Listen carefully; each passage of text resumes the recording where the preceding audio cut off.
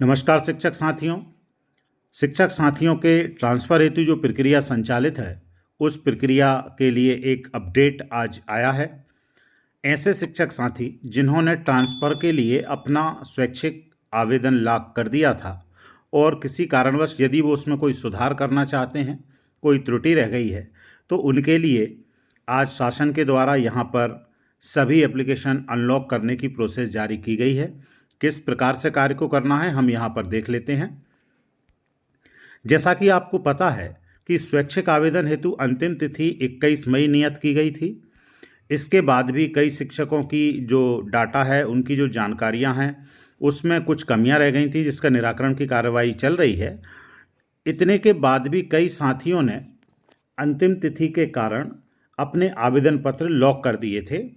तो यदि ऐसी कोई परिस्थिति आपके साथ में थी और यदि आपका आवेदन पत्र लॉक हो गया है और आप कोई संशोधन चाह रहे हैं, आप जो चॉइसेस हैं उनकी संख्या बढ़ाना चाह रहे हैं या अन्य कोई संशोधन करना है, जैसे हमारे जो नवीन शिक्षक साथी थे, पहले उन लोगों को केवल मॉडल स्कूल, एक्सीलेंस स्कूल या सांदीपनि विद्यालय ही जाने के लिए खोले गए थे, लेकिन बाद में फिर देखा गया कि अन्य विद्यालयों में भी जाने का उन लोगों को लाभ दिया जा रहा है।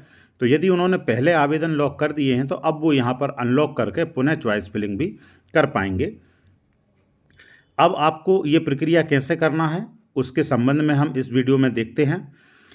यहाँ पर एक अपडेट अतिशेष शिक्षकों के लिए भी है कि जो शिक्षक अतिशेष प्रदर्शित हो रहे थे, मान लीजिए किसी गलती के कारण कोई जानकारी गलत डली हुई है, उस वजह से यदि वो अतिशेष थे और उन्होंने अपना आवेदन लॉक कर दिया है, तो वो भी उसको सुधार कर सकते हैं, डिलीट कर सकते हैं।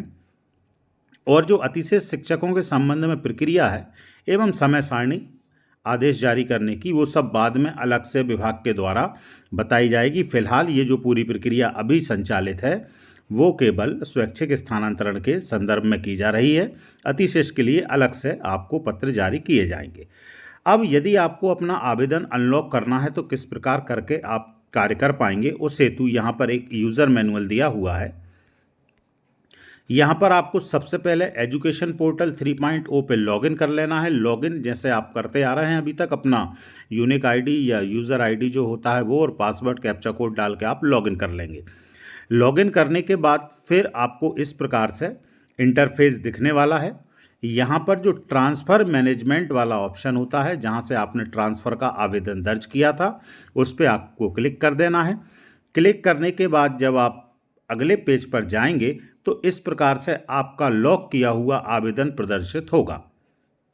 यहाँ पर आपका ट्रांसफ़र रिक्वेस्ट नंबर, उसका स्टेटस, करंट स्कूल का DISE code, preferred choices, print draft application और upload signed application PDF only, ये सब ऑप्शन यहाँ पर दिखेंगे। और सबसे नीचे की तरफ एक चेकबॉक्स यहाँ पर मिलेगा जिस पे लिखा हुआ है सेंड OTP फॉर अनलॉक। अब यदि आपको अपने आवेदन को अनलॉक करना है तो यहाँ पर सेंड OTP पे आपको क्लिक करना है। क्लिक करने के बाद एक OTP आपको प्राप्त होगा और उस OTP को आपको इस प्रकार से जो अगली विंडो खुलेगी उसके अंदर डाल देना है। जब आप यहाँ पर OTP डाल देंगे तो फिर नीचे जो बॉक्स है जिस पे अनलॉक एप्लीकेशन लिखा है, इस पर क्लिक कर देंगे। क्लिक करने के बाद आपका जो ट्रांसफ़र का आवेदन है वो अनलॉक हो जाएगा और इस प्रकार का सक्सेस का मैसेज आपको प्रदर्शित होगा। अब आपका जब ट्रांसफ़र आवेदन अनलॉक हो गया, इसके बाद आप पुनः उसमें एडिट कर सकते हैं जो भी चीज़ें आपको करना है। चॉइस फिलिंग बढ़ाना है, कई स्कूलों के नाम बढ़ाना है, अन्य जो भी कार्य आपको करना है वो यहाँ पर कर दें। करने के बाद पुनः आपको इसे लॉक करना पड़ेगा। पुनः आपको प्रिंट लेके इसके जो दस्तावेज हैं आपके इसके संदर्भ में, उनको अपलोड करना पड़ेगा। ये सब करने के बाद फिर आपका आवेदन अगली स्टेप के लिए जाएगा। तो बहुत बहुत धन्यवाद साथियों। यदि आपने अपने चैनल को सब्सक्राइब नहीं किया है तो इसे सब्सक्राइब ज़रूर कर लें, क्योंकि जो भी विभिन्न जानकारियां हैं उनको हम अपने चैनल पर लाने का प्रयास करते हैं। धन्यवाद साथियों।